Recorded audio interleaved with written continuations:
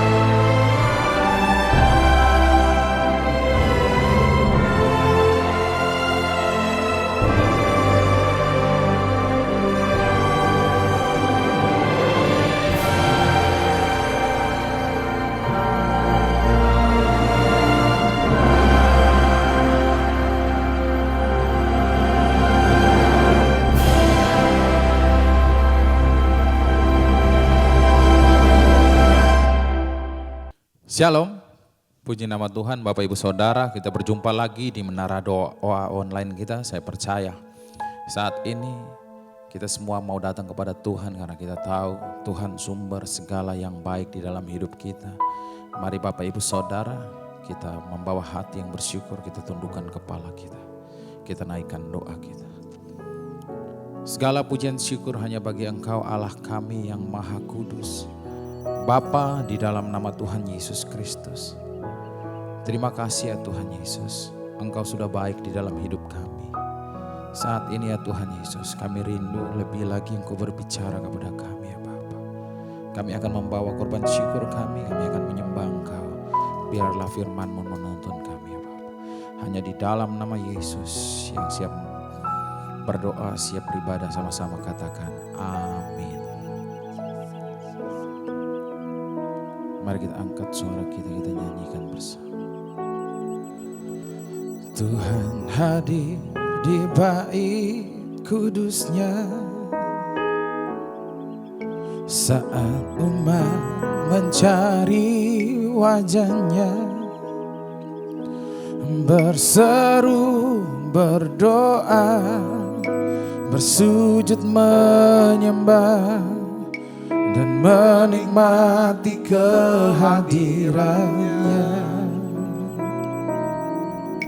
Tuhan mau dekat dengan umatnya yang datang dengan segenap hatinya, berseru, berdoa, bersujud menyembah dan menikmati kehadirannya.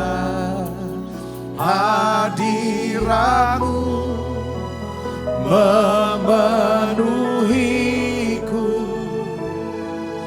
hadirat kudus-Mu penuhi bait-Mu, dan ku tersungkur menyembah-Mu. Yang ku nampak hanya kemuliaan-Mu. Mari kita ulangi dari awal dengan segenap hati kita nyanyikan bersama. Tuhan hadir di bait kudusnya saat umat mencari wajahnya,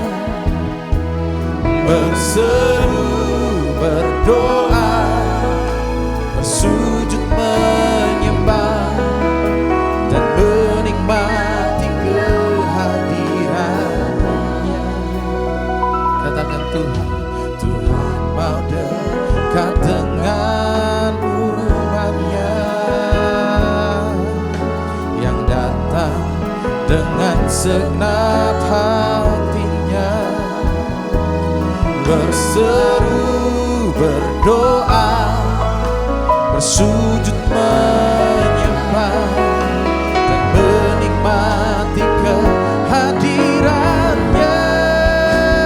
Hadiratmu memenuhiku, hadirat kudusmu penuhi baitmu, dan ku tersungkur menyembahmu. Yang ku nampak hanya kemuliaan hadiratmu memenuhiku, hadirat kudusmu penuhi baitmu, dan ku tersungkur menyembahmu. Yang ku nampak hanya kemuliaan. Mari kita mulai naikkan doa kita. Oh Tuhan, kami rindu selalu di setiap waktu berada di dalam hadirat-Mu Yesus. Karena kami tahu di dalam hadirat-Mu hati kami dilembutkan ya Tuhan Yesus. Jiwa kami disegarkan, kami diberi kekuatan yang baru ya Allah kami. Kami rindu lebih lagi Engkau melawat setiap kami melalui hadirat-Mu. Semua hadirat-Mu memenuhi hadirat, menuhi baitmu, dan ku tersungkur menyembahmu. Yang ku nampak hanya kemuliaan hadirat-Mu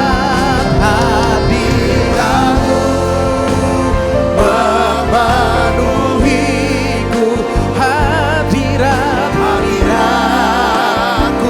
kudusmu penuhi baitmu, dan ku tersungkur menyembahmu. Yang ku nampak hanya kemuliaan hadirat-Mu memenuhiku, hadirat kudusmu penuhi baitmu, dan ku tersungkur menyembahmu. Yang ku nampak hanya lebih lembut lagi. Sama-sama katakan hadirat-Mu memenuhiku, hadirat kudusmu penuhi baitmu, dan ku tersungkur menyembahmu. Yang ku nampak hanya kemuliaan-Mu Yesus, dan ku tersungkur menyembahmu. Yang ku nampak hanya kemuliaan-Mu, dan ku tersungkur menyembahmu. Yang ku nampak hanya kemuliaan-Mu.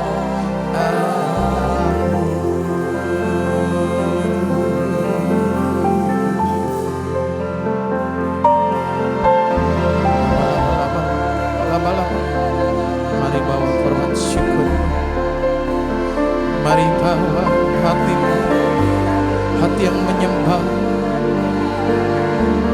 dengan segenap hati. Naikkan pujian laba. Oh, Yesus Tuhan, kami tersungguh di bawah kaki-Mu Bapa. Engkau melihat setiap hati kami, Engkau mengetahuinya. Kami perlu Kau, selalu butuh Kau. Kami datang melalui korban pujian kami pagi. Kami membawa sembah kami bagi Raja, sumber pertolongan, sumber segalanya.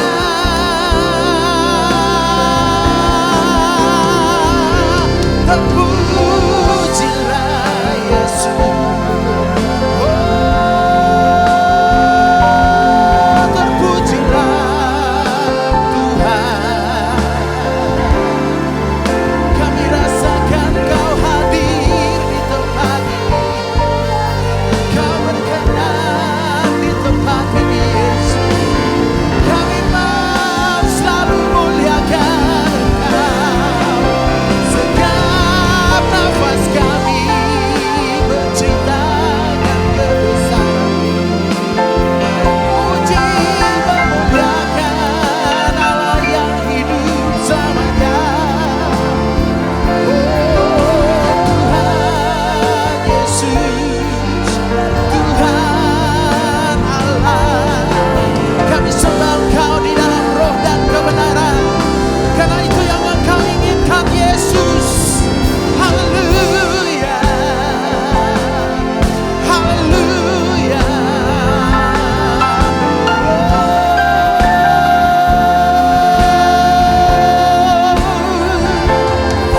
Selama-lamanya Kau layak terima hormat pujian kami.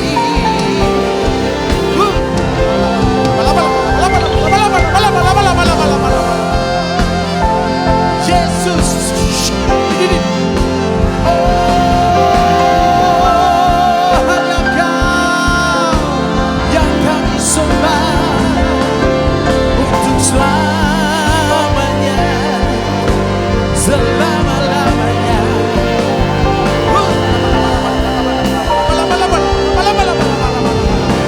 Terimalah hormat kami, ya Raja Yesus.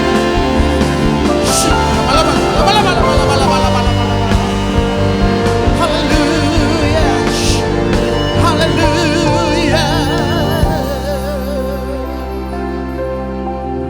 Kami rasakan jamaah, biarlah kami dilembutkan, sentuh hati Bapa, sentuh hatiku, ubah hidupku menjadi yang baru, bagai emas yang murni.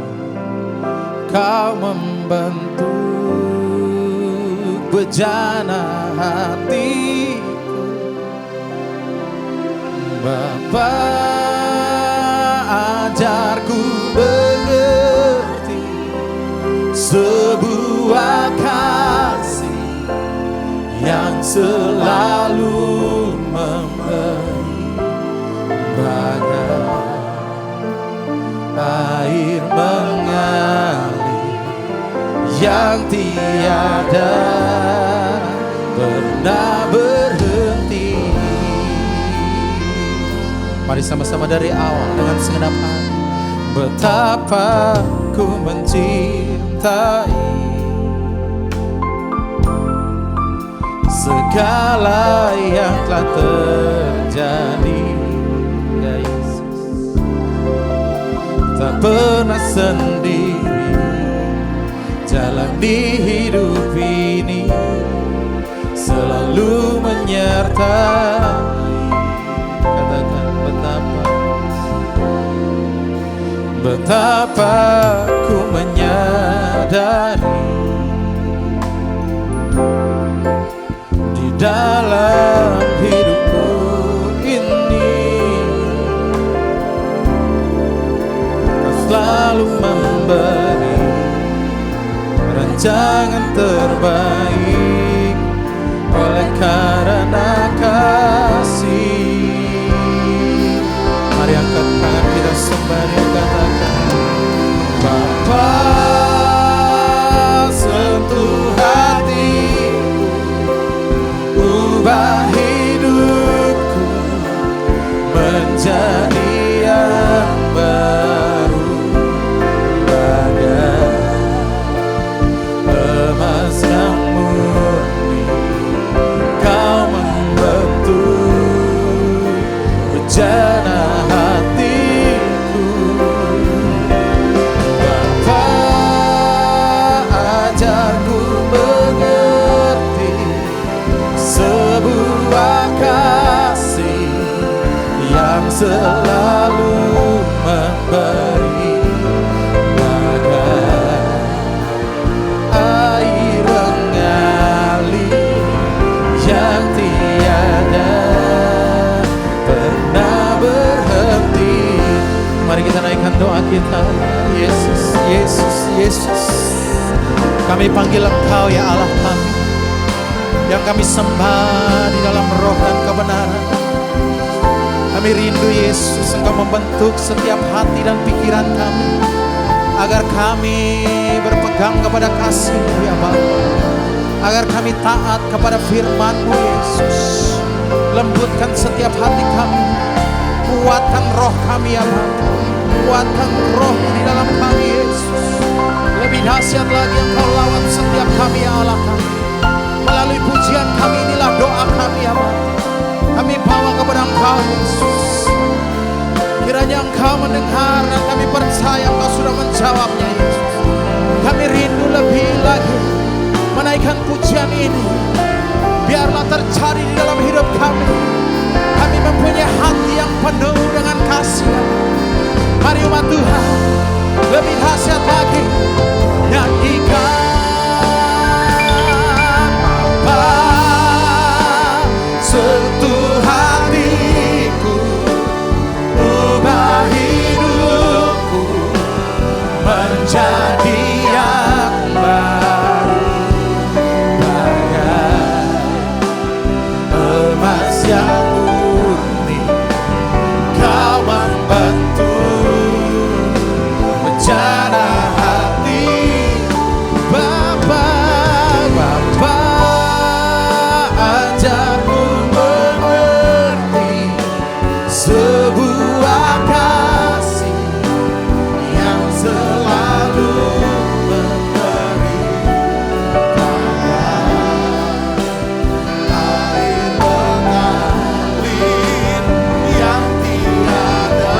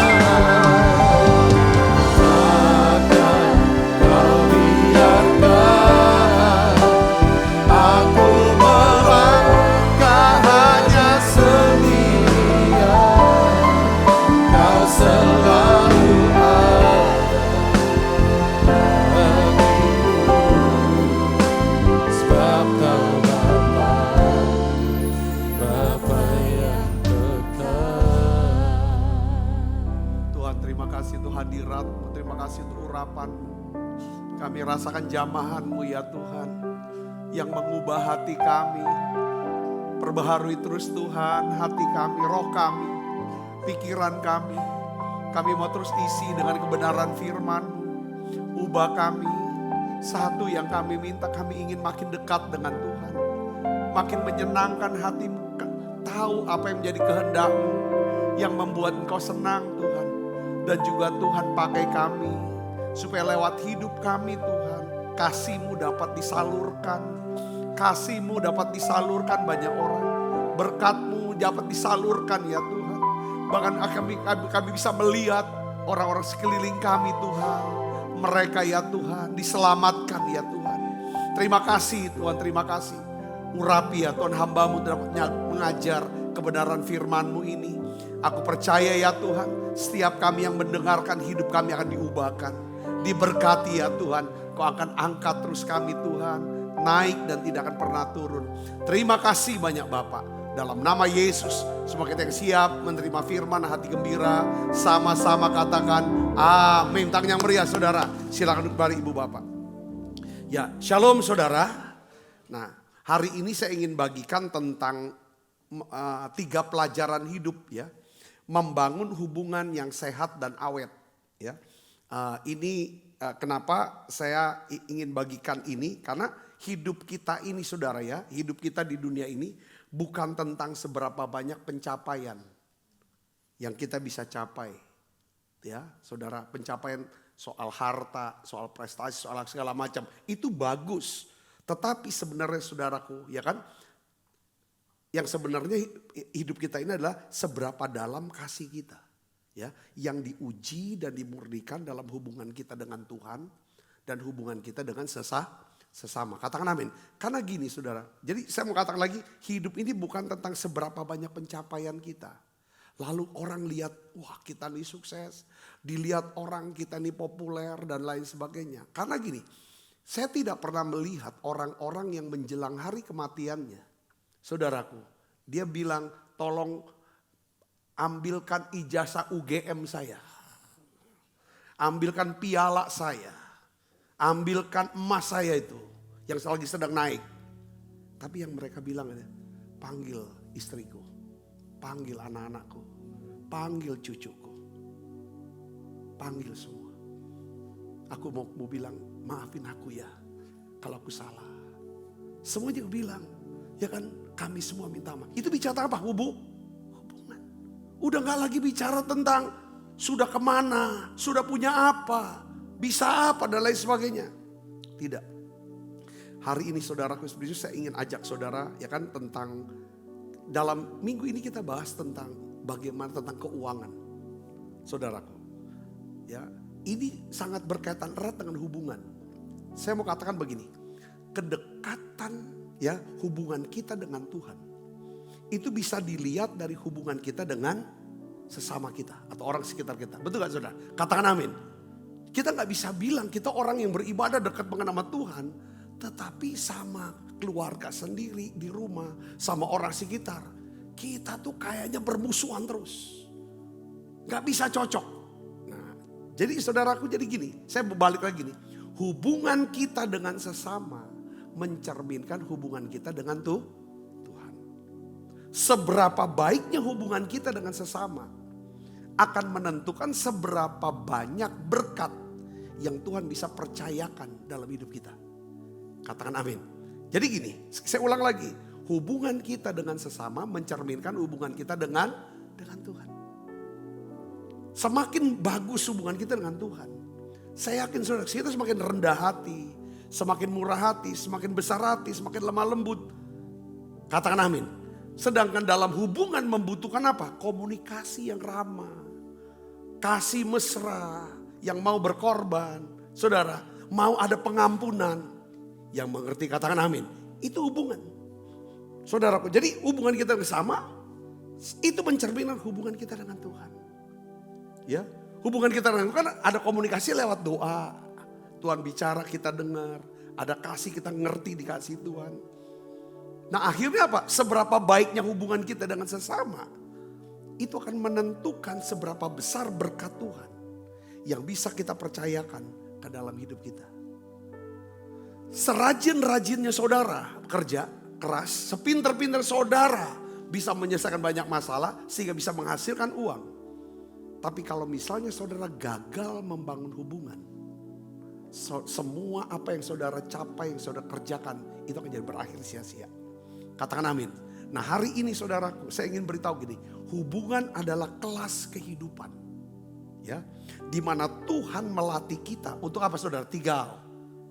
Mengasihi tanpa syarat, mengampuni tanpa batas, bertumbuh dalam apa? Karakter Kristus. Ya, emang kadang dalam hubungan tuh selalu doa kita adalah apa saudara? Kita doanya apa? Tuhan, ubahlah orang yang ada di sekitar aku. Enggak, kedewasaan rohani itu bukan berarti kita bisa duduk bersama orang yang cocok sama kita, yang kita sukai. Kedewasaan rohani itu adalah ditentukan oleh, ya kan, bagaimana respon kita menghadapi orang-orang yang sulit. Katakan amin. Tuhan selalu jawabnya bilangnya begini, aku mau pakai mereka untuk mengubah hatimu. Katakan amin. Nah kita baca Alkitab kita Roma 12 ayat 18. Yuk kita baca sama-sama yuk. Roma 12 ayat 18. 1, 2, 3. Sedapat-dapatnya. Ya, kalau hal itu bergantung padamu. Apa? Hiduplah dalam perdamaian dengan semua orang. Jadi hari ini kita fokus untuk bahas bagaimana kita bisa memiliki hubungan yang sehat dan awet. Ya, sehat dan awet. Kalau sehat masih awet, saudara, dan berdampak. Nah, ada 3 hal, saudara, di dalam hubungan, termasuk hubungan dengan istri kita atau suami, orang tua, anak, orang yang paling dekat sekalipun. Saudaraku, saya mau itu hubungannya juga sehat dan awet. Katakan amin. Ya, yang pertama adalah apa, saudaraku? Ya, kita tidak bisa mengubah orang lain, tapi kita dapat mengubah apa? Respon kita. Ini yang harus dipelajari, tanemin, kita gak bisa ubah. Termasuk ngubah anak kita sendiri gak bisa. Ya, Roma 12 ayat 21 apa saudara? Ini respon yang Tuhan mau dari kita. Janganlah kamu kalah terhadap apa? Kejahatan. Tetapi apa? Kalahkanlah kejahatan dengan kebaikan. Saya melihat saudaraku ya, banyak hubungan-hubungan yang hancur. Pernikahan lah, keluarga, rumah tangga, hubungan dalam bisnis, hubungan dalam gereja. Ya, itu hancur saudara. Bukan karena kurangnya kasih, bukan karena kurangnya cinta. Tetapi karena kita menuntut perubahan dari orang lain tanpa ya kan mau berubah terlebih dahulu. Tanpa kita gak mau berubah, kita dulu yang berubah. Tapi kita tuntut orang itu yang berubah dulu. Saudara, satu hal yang kita perlu ngerti adalah Tuhan tuh tidak suruh kita, tidak memanggil kita untuk menguasai orang lain. Tapi Tuhan suruh kita menguasai diri kita sendiri. Katakan amin. Seringkali kita mau kuasai orang. Supaya orang nurut apa kita punya mau, kehendak kita. Ya kan? Kita mau orang ini, kita mau lepaskan dia dari masalah dan kesalahannya dia. Ayo cepat ikutin maunya aku. Enggak, Tuhan suruh kita bukan menguasai orang lain, tetapi adalah menguasai diri sendiri. Lalu percayakanlah perubahannya itu kepada Tuhan. Ya, kita tidak bisa memaksa, ya kan, seseorang itu berubah. Cuma Roh Kudus yang bisa melakukannya. Katakan amin.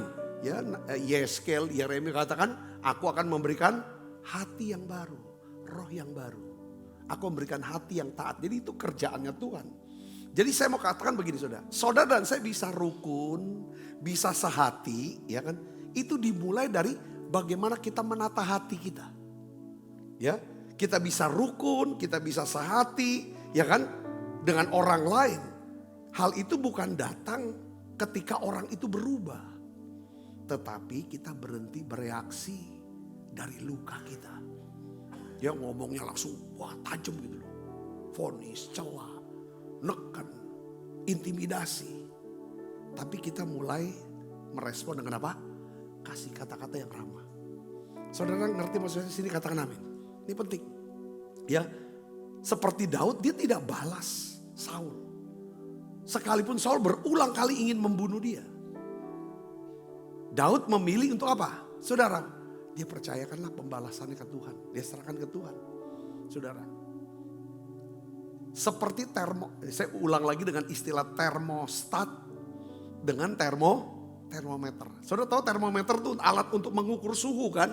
Jadi termometer itu artinya dia bisa berubah-berubah.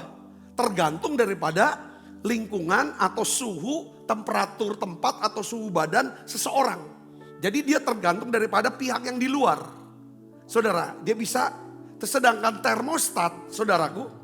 Saudara tahu termostat itu apa? Dia menetapkan, ya, atau dia mengubah, ya kan, suhu ruangan atau suhu ruangan. Kita pakai AC itu kita tetapkan. Misalnya suhu daripada ruangan berapa saudara? 28 derajat. Ya kan di AC itu ada angka. Itu bukan termometer, itu termostat. Kita klik 20, nanti AC akan bekerja. Ya kan dia akan buat lingkungan suhu ruangan itu dari 28 turun menjadi 20. Dia yang mengubah, saudara, temperatur daripada ruangan itu. Jadi saya ingin bagikan dalam hidup saya, ini saya doakan sih. Tuhan, saya mau bukan jadi termometer. Ya kan? Termometer kan gimana orang, itulah suasana hati kita. Kalau orang ngajakin meribut, ya kan istilahnya kalau kau jual aku beli, itu namanya termometer. Ada nggak pernah nggak dengar kata-kata kalau kau jual aku beli gitu kan? Nah, itu termometer tuh, saudara. Kalau kau pukul gendang aku joget nih, gitu kan? Jadi istilahnya kau nantang aku ya kan kau beli, kau jual aku bayar, gitu kan? Itu namanya termometer. Jadi suasana hati kita itu tergantung daripada suasana hati orang atau keadaan hidup kita. Itu termometer. Tapi kita harus berdoa supaya kita menjadi termostat rohani. Kita yang menetapkan, saudaraku, kita yang menetapkan, ya kan, atmosfer kasih, atmosfer damai sejahtera untuk orang-orang di sekitar kita. Katakan amin. Nah, untuk bisa menetapkan ini, saudara, lewat apa sih sebenarnya? Lewat perkataan. Suasana hati kita, suasana hati orang lain itu sangat ditentukan oleh perkataan. Karena perkataan itu akan mempengaruhi apa? Perasaan. Saudara ngerti? Katakan amin. Ya kan? Kata-kata menciptakan perasaan. Perasaan akan mendorong satu keputusan atau tindakan. Saudara bisa ngerti? Katakan amin. Ya kan? Itu yang didikan. Nah, oleh karena itu hari ini ambil keputusan. Saya tulis perintah untuk kita lakukan. Kalau kita mau membangun hubungan yang sehat dan awet adalah apa? Doakan. Bukan berdebat. Kalau udah masuk kepada hal yang sepele, remeh-temeh. Kadang-kadang tuh karena dunia sekarang dunia media sosial ya. Kita tuh cenderung ingin menang kata. Tapi kalah hati. Saya ngerti gak? Contoh misalnya, ini suami istri, ini saudaraku ya. Naik mobil. Dia misalnya dari Palembang, dia mau pergi saudara kemana? Contohnya ke Prabu Muli. Ya kan? Istrinya bilang harusnya kok lewat sini. Suami bilang tidak, sana. Berkelahi saudara, ribut gara-gara harus belok kiri atau belok kanan. Saudara, wah. Terus akhirnya di sepanjang jalan sampai Prabu Muli, suami istri sedieman. Memang yang benar sih pasti ada yang benar saudara, salah satunya. Menang kata tapi kalah hati. Kadang-kadang tuh istilahnya apa saudara, pepesan kosong yang kita ributin. Yang bikin kadang-kadang kita lagi ngobrol. Dia bilang gitu. Ya kan? Suami istri mungkin bisa aja kan jadi pepesan kosong. Kok bau bener sih? Belum mandi ya? Kan gak perlu banget tuh ngomong kayak begitu ya dak. Iya dak. Ya mandiin aja, ajak aja kamar mandi. Mandiin lah suami istri gitu kan. Daripada bau bener sih kau dia. Nah itu yang kadang-kadang kita menang kata kalah hati. Saudara bisa ngerti? Nah ini langsung ditanggapin lagi. Ya kan? Kau juga bau gitu kan. Langsung ribut aja gara-gara itu aja. Padahal lagi asik nonton gitu saudara. Nah ini yang terjadi. Coba jangan saling doa aja. Ada hal-hal yang berat. Jadi ada kata-kata yang berat, coba dipikirkan ngomongnya temanya gimana. Kalau yang sepele-sepele soal bau, ya jauhi aja dia. Saudara pernah lihat gak video saudaraku? Orang lagi di MRT atau di kereta. Saudara, ada satu pria, bapak-bapak saudaraku. Dia duduk, Ada satu ibu, saudara, dia berdiri di depan dia. Tapi pakai bajunya buntung. Saudaraku, tank top. Lalu si pria ini sudah dia ambil deodoran, dia semprotin. Ini kan orangnya. Nah ini saya mau kasih contoh, ini orang-orang yang kata kerjaan. Kita kadang suami istri kan ribut tuh bukan hal yang sebenarnya gak perlu banget diributin.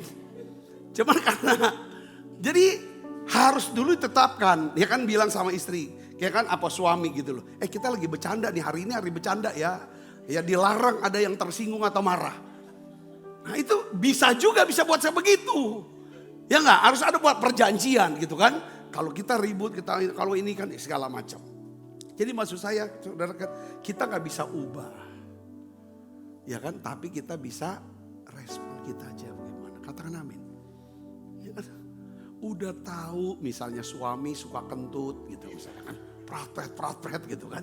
Ya udah menjauh aja atau bilang kalau kau memang megas, tolong beritahu aku akan lari. Kalau kau tidak mau lari, ya kan? Nah, itu kan seringkali hal-hal yang seperti itu yang bikin ribut besar. Ya kan awalnya tuh dia numpukin gitu kan. Pernah waktu dia lihat istri pakai uang gak karu-karuan, itu kan disimpan sama si suami itu. Atau si suami ya kan ngobrol asik sama perempuan, si istri tanam lagi, kecewa tanam. Luka lagi, banyak segala macam. Nanti akhirnya soal kentut bisa minta cerai loh. Betul gak? Bukan kentutnya itu yang dibahas. Bukan kentut penyebab. Masa Pak gara-gara kita ribut soal kentut Pak. Dia minta cerai Pak. Bukan yang di dalam. Saya bisa ngerti. Katakan amin. Jadi reaksi atau respon kita itu penting. Setiap kali pasangan kita. Setiap kali daripada orang-orang yang bersalah. Udah secepat itu tanpa harus nunggu dia minta maaf. Langsung diampuni. Supaya enggak jadi buang bom waktu buat kita. Lu gitu aja kok. Kayak kesetanan marahnya. Ya enggak, dia udah nyimpen udah lama gitu. Saya bisa ngerti, jadi katakan amin, hati-hati jadi orang Kristen. Gak nyangka ya, kok dia bisa buat seperti itu? Ya iya udah lama dia lakukan itu. Apapun dosa yang kita simpan, walaupun itu sepele, kecil saudaraku. Siapa yang suka pergi nginep di hotel? Ya kan? Suka nih anduknya bagus nih, bawa pulang masukin. Ya nggak saudaraku, apa nih bawa segala macam itu yang ya saudaraku dikit-dikit itu kan seperti karena lama-lama kan mulai anduk aman, lalu apa saudara termos itu. Akhirnya kan dimanapun dia akan curi. Ini kan dia simpen terus nih, simpen. Ini hati-hati saudaraku. Segala sesuatu yang kita lakukan yang nggak beres kita terusin itu lama-lama meledak. Begitu sebaliknya kalau hal-hal yang baik, yang sepele, yang kita biasakan, itu juga akan meledaknya hasilnya luar biasa. Dampaknya buat hidup kita. Saudara sang Kristus katakan amin. Jadi respon kasihlah, responlah dengan kasih, bukan bereaksi, ya kan dengan emosi. Nggak usah. Katakan amin. Lah kita kan mau damai, mau jaga. Begini saudaraku ya. Yang sulit hidup itu bukan disakitinya. Tetapi yang sulit itu bukan disakitinya. Tetapi apa saudara? Menahan diri untuk tidak balas. Untuk bereaksinya dengan benar. Itu yang sulit. Dan itu kan perlu didoakan sama kita. Karena Tuhan bilang, di luar aku, tanpa kamu doakan dan inginkan untuk minta ditolong, minta kekuatan dari aku. Kamu gak bisa lah bereaksi secara benar. Saya bisa ngerti sih, katakan amin. Ini dalam hubungan kadang-kadang. Kenapa kok orang jadi pada takut mau dagang sama saya? Mau pergi jalan bareng sama saya. Mau makan bareng sama saya. Kenapa ya kok orang tuh gak mau ya kan terima anak aku kerja. Setelah dia tahu itu anak aku. Ya karena kita suka berkelahi. Reaksi kita yang salah.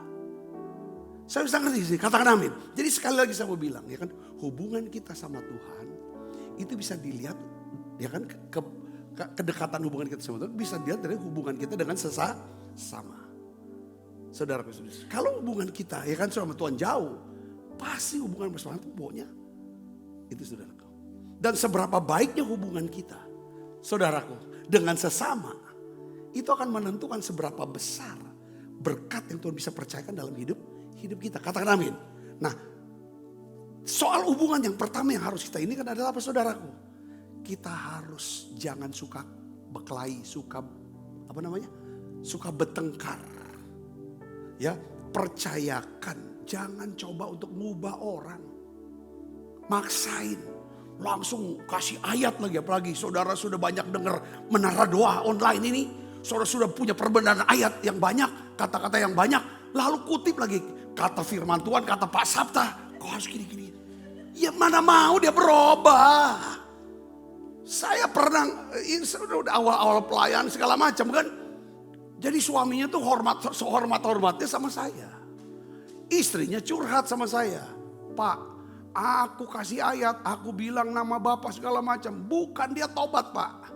Malah ribut besar kami. Ya jangan bawa-bawa nama saya lah. Untuk mau ubah, nasehatin suamimu. Intinya adalah bukan berarti tidak boleh ngomong nasehatin suami. Tapi jangan caranya itu seperti kita mau apa, saudara? Menghakimi. Ya kan? Doakan, percayakan hasilnya sama Tuhan. Bukan percaya pada kemampuan kita. Untuk nasehatin. Tenang. Kalau aku yang ngomong, aku yang nasehatin, dia pasti. Belum tentu. Iya sekarang. Tapi belum tentu hatinya bisa terima.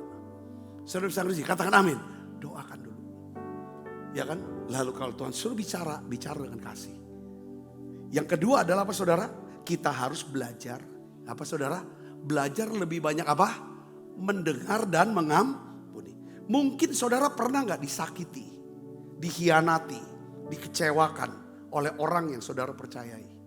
Mungkin ada orang-orang yang berusaha untuk terus menghancurkan nama baik saudara. Saudara difitnah dengan segala yang jahat. Lalu renungan hatimu adalah apa, saudaraku?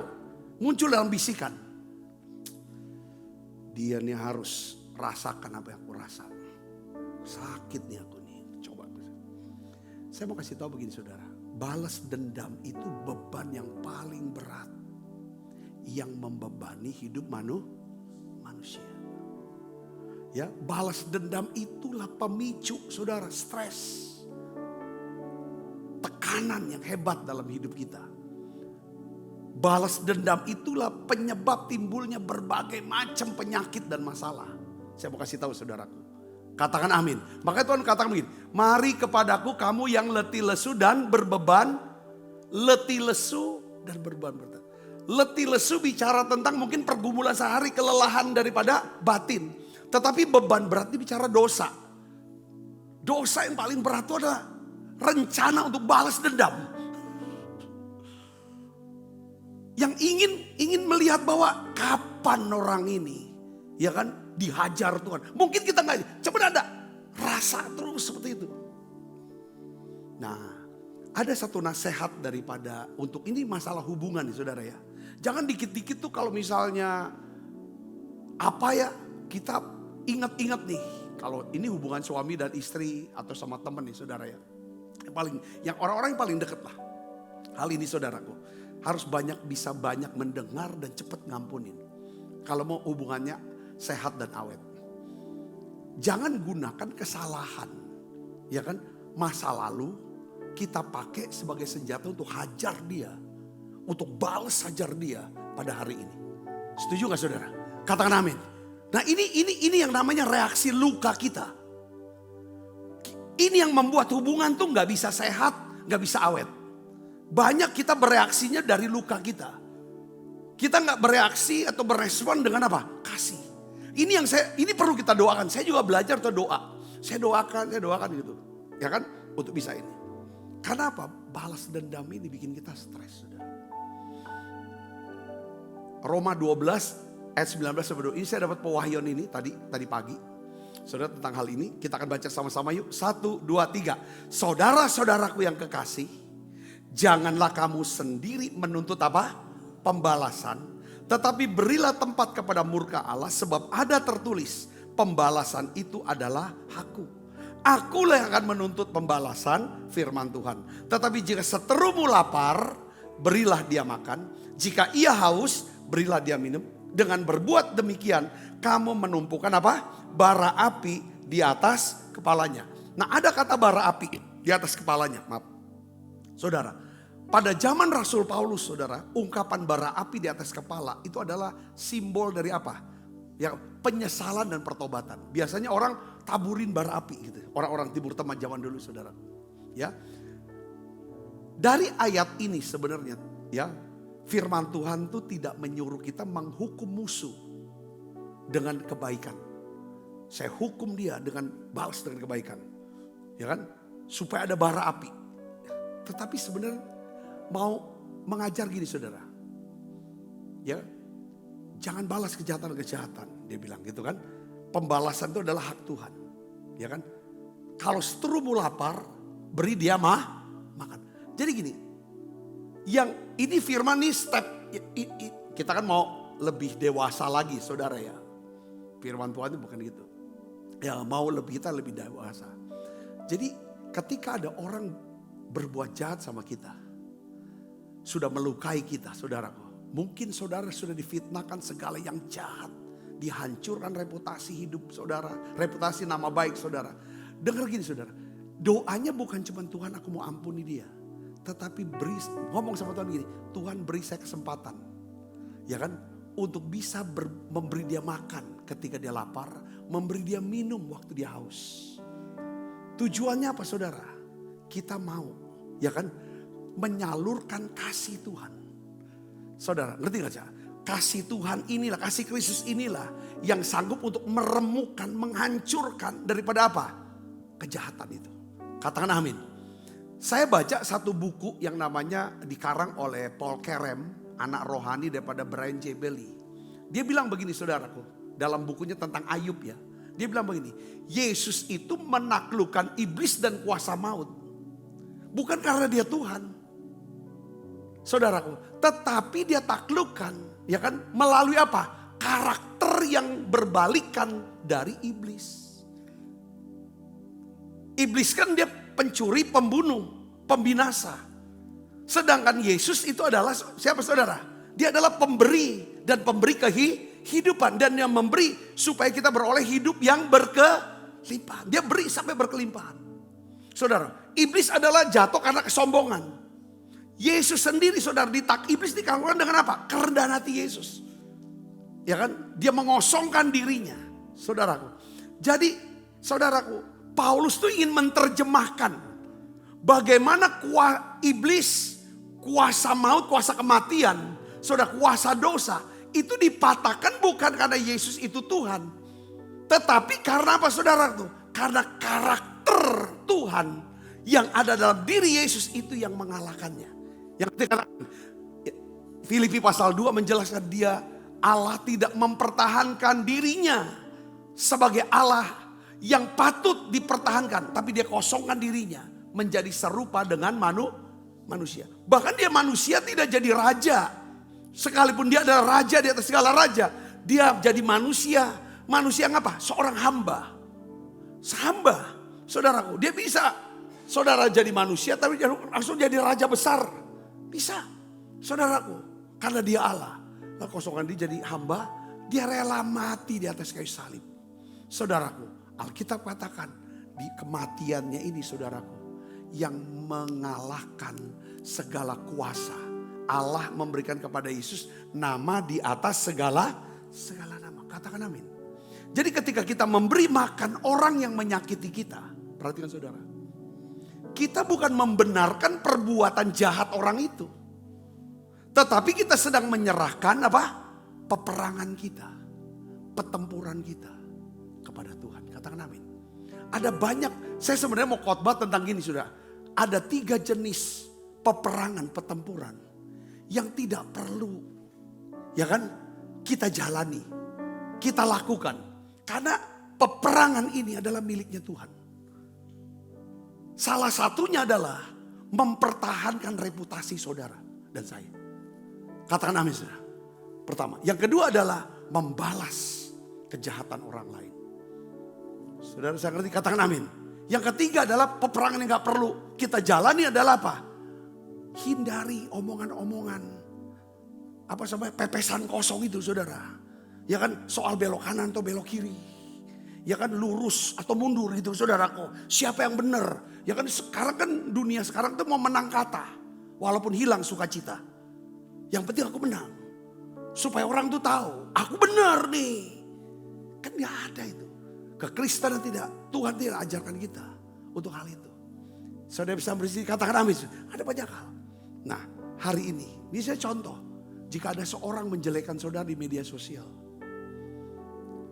Saudara tidak balas. Sebaliknya saudara ketika ketemu. Saudara tatap muka dengan orang itu. Saudara bisa menyapa dengan sopan.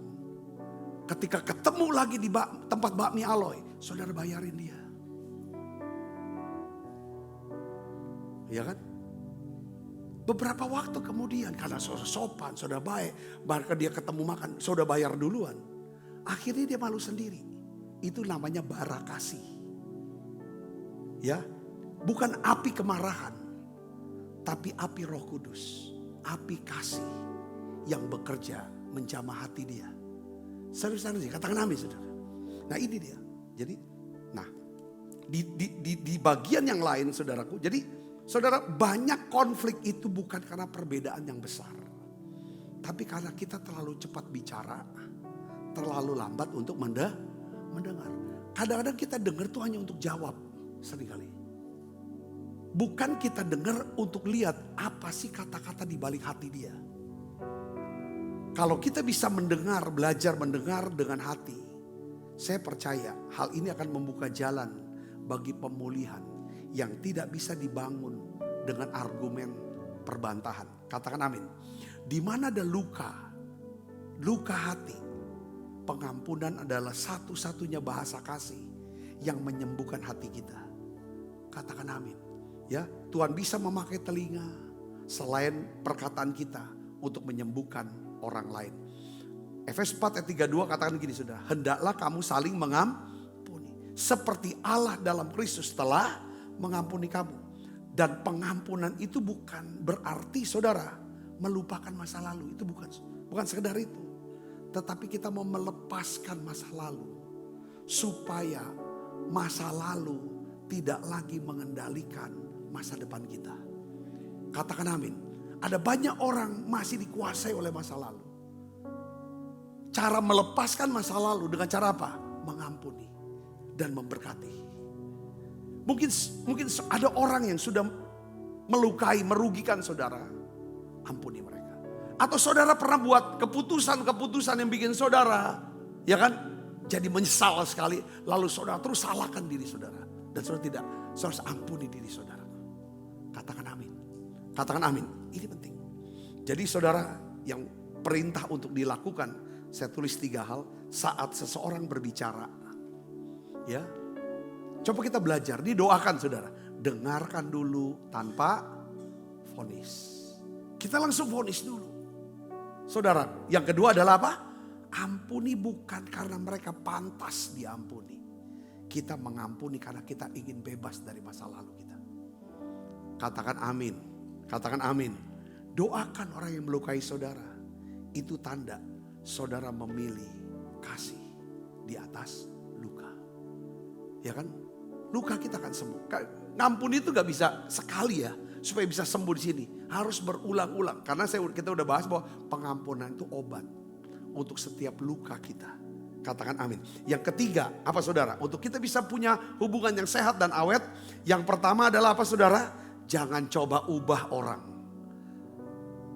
Tapi kita ubah respon kita. Katakan amin. Ya kan? Jangan cuma dengar. Jangan cuma mau ngomong. Menjelaskan, menunjukin kita yang benar, menang kata. Tapi belajar mendengar dan mengampuni. Yang ketiga adalah saudara, yaitu apa? Ini penting untuk hubungan yang sehat dan awet. Kita harus menetapkan batas hubungan yang ada batasan. Harus kasih batasan saudaraku. Ya, batasan. Pertama gini, kita enggak, karena saya ingin saudara bisa nangkep maksud saya begini saudara. Batasannya gini. Ya, kita jangan sampai ada orang-orang tertentu ya yang mau menguras seluruh energi saudara. Yang mau menguras isi hati saudara, sukacita saudara. Saya ngerti kalau maksud saya. Katakan amin. Tetapkan batasan. Batasan untuk supaya saudara punya hubungan yang sehat. Katakan amin. Ada orang-orang yang mau menguras uang saudara. Dengan dia bermain, dia jual kesusahannya, dia jual kesedihan, dia jual segala macam saudara. Ada yang berapa jual ayat. Dia kirim dulu ayat lagu itu, tolong bantu aku. Segala macam. Nah, boleh bantu bukan berarti gak boleh bantu. Tapi saudara ada batasan. Tuhan Yesus sendiri punya batasan. Saudara, dia gak mau jadi, Tuhan gak suruh kita jadi martir emosional. Ya, martir mati secara akhirnya kita jadi gara-gara pelayanan, gara-gara punya hubungan, depresi sendirian. Terluka babak abis, itu gak mau gitu. Kita ini dipanggil untuk melayani dari kelebihan kita, dari kelimpahan kita. Bukan dari kelelahan kita. Saudara, katakan amin. Kita gak akan pernah bisa. Kalau saya batasin, saya juga gini. Saudara, kalau saya ngerasa yang di dalam saya capek. Sepenting apapun itu ibadah, saya akan stop. Saya kasih ke orang. Saya gak akan jalanin. Katakan amin. Beberapa gereja berkata, Pak, Bapak harus khotbah 5 kali ya. Saya bilang enggak, batasan saya cuma 3 kali. Saya ingin setiap saya melayani orang bisa diberkati. Batasan saya cuma 3 kali. Saudara, wah ada yang bisa khotbah 6 kali, 7 kali. Itu yang lain. Saya bisa ngerti, katakan amin saudara. Ya kan? Itu yang kita lihat kan. Terus kata-kata orang, misalnya orang. Kita harus ada batasan. Dia boleh memperlakukan kita sejauh mana, sebatas mana. Saya kasih contoh Yesus, contoh. Markus 1 ayat 35. Ya, pagi-pagi benar Yesus bangun dan pergi ke luar. Di sana ia berdoa. Saudara sini, Yesus tahu kapan harus menarik diri untuk berdoa. Dia gak pelayanan terus dari pagi sampai malam. Nanti malam begadang segala macam. Wah, aku kuat kok. Karena masih banyak orang itu. Nggak ada. Dia tahu kapan dia harus. Jadi batasan, ya kan, bukan tembok penolakan. Melainkan pagar perlindungan. Supaya saudara dan saya tetap bisa hidup dengan damai, sejahtera, tetap kuat. Katakan amin saudara.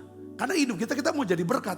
Itu bisa jadi berkat, saudara harus memiliki apa? Kelimpahan damai sejahtera, kelimpahan kekuatan, kelimpahan kesehatan. Yang ngerti katakan amin.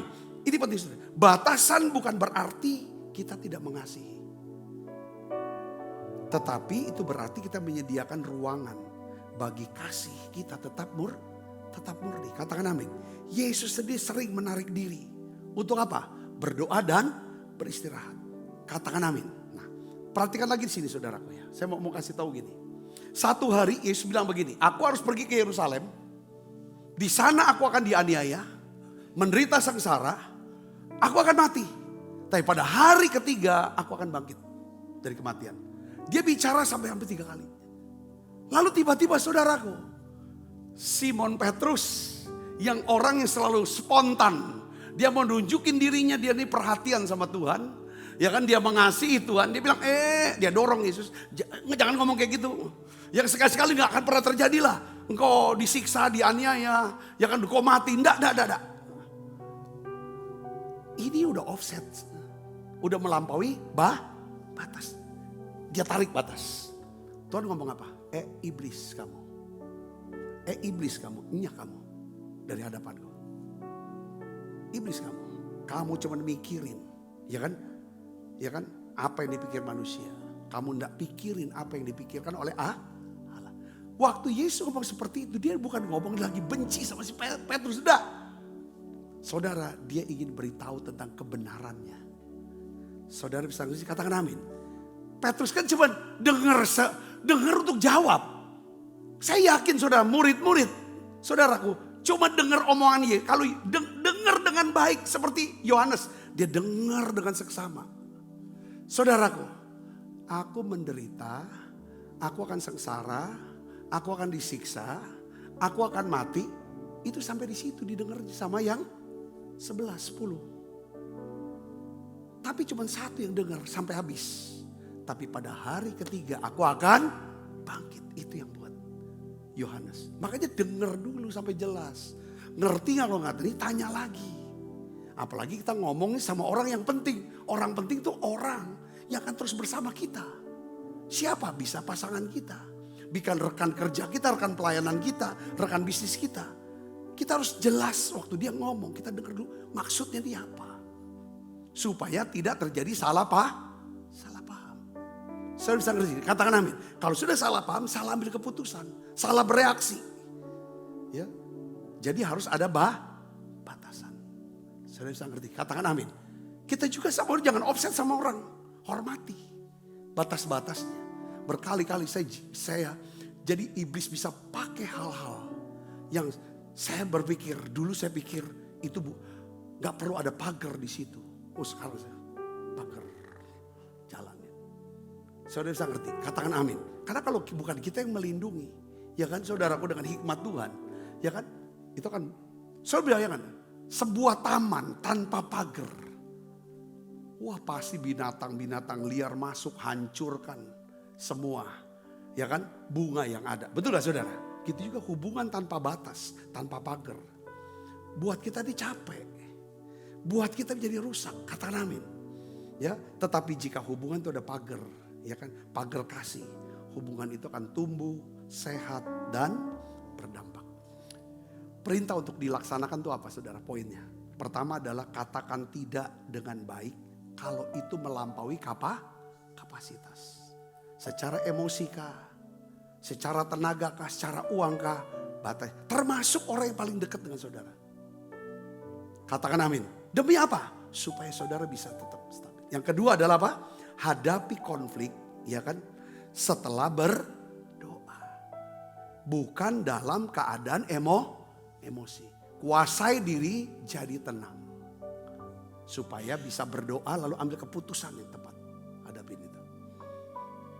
Kalau ketiga, tujuan daripada kita nih, ini bukan menang argumentasi atau perbantahan.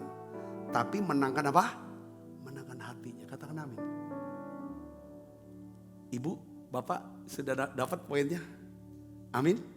Ya, pertanyaannya apakah hubungan kita dipimpin oleh Roh Kudus, oleh daging? Tuhan tidak mencari hubungan yang sempurna. Tapi Tuhan mau, ya kan, hati yang mau dibentuk lewat hubungan. Ketika kita belajar merespon dengan kasih, mendengar dan mengampuni dengan hati, lalu kita menetapkan batas hubungan yang sehat, ya, dengan hikmat Tuhan. Saya percaya saudara akan punya hubungan yang baik. Katakan amin saudara. Katakan baik. Amin. Ya kan? Kita tuh juga harus tahu batas. Ya. Laki bagaimana bicara dengan yang perempuan, laki dengan laki, dengan yang lebih tua dan lain sebagainya. Itu keren banget. Doakan saudara. Karena semua ini kita sudah tahu. Tapi kenapa kita tidak lakukan? Karena kita tidak doakan. Di luar aku kamu tidak bisa berbuat apa-apa. Katakan amin. Yuk kita bangkit berdiri, kita akan berdoa saudara. Mengasihi lebih sesungguh,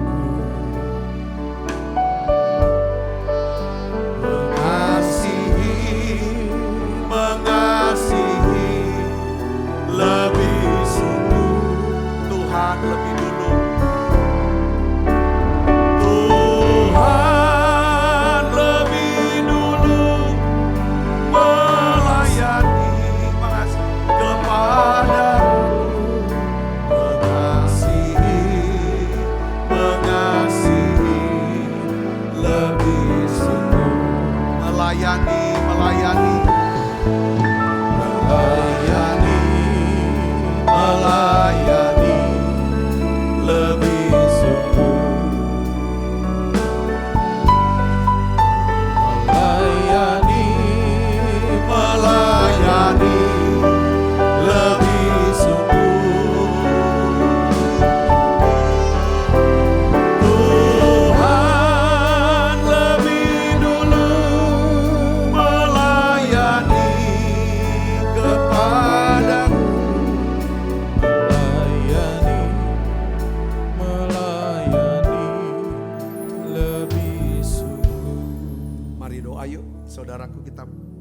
biarlah Tuhan berikan kami Tuhan.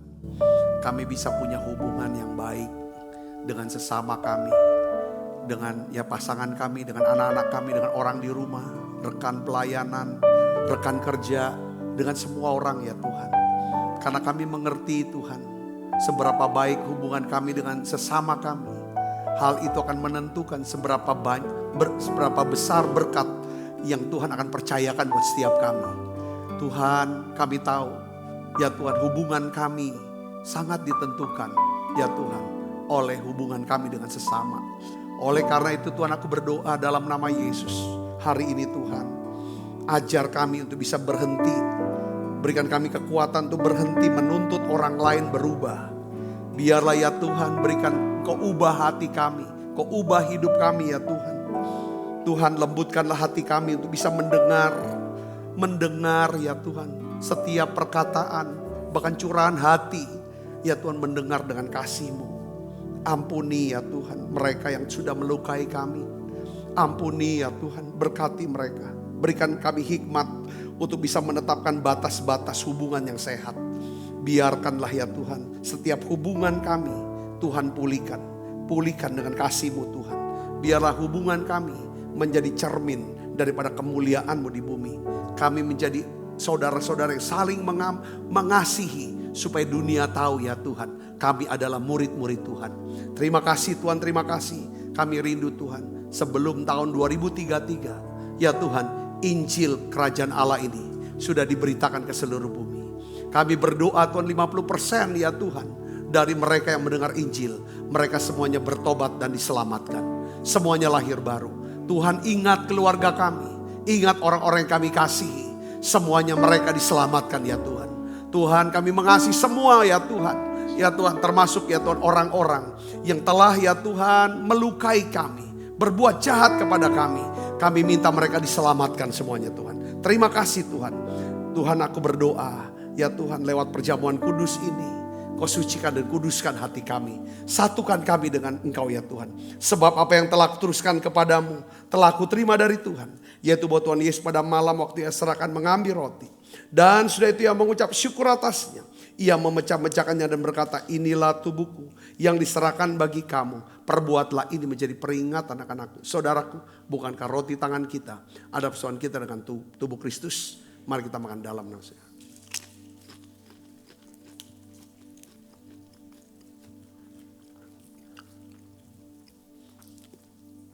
Angkat cawan. Demikian juga yang mengambil cawan sudah makan berkata, cawan ini perjanjian baru yang dimeteraikan oleh darahku. Perbuatlah ini setiap kali kamu meminumnya menjadi peringatan anak-anakku. Saudaraku, bukankah cawan perjanjian ini ya atasnya kita ucapkan syukur atas persoalan kita dengan darah Kristus. Mari minum dalam nama Yesus.